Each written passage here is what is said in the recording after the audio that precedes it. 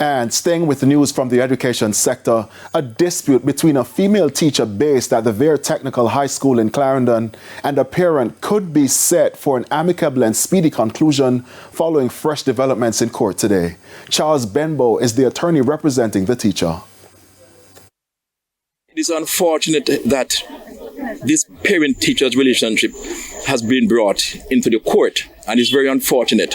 So today is the first appearance in the Lioneltown Parish Court, where the judge, in her wisdom, she requested, or rather she asked of both parties if they wish to try alternate dispute resolution, and we indeed acceded to her request.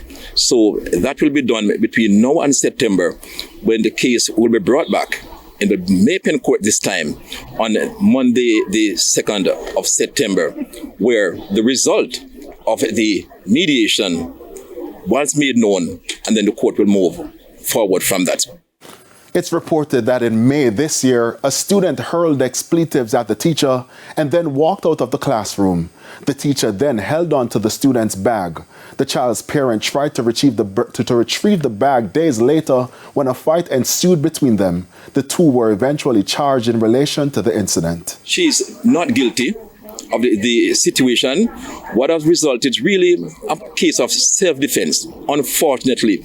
And as you can see behind me, the entire Vere Technical High School staff is in full support of her.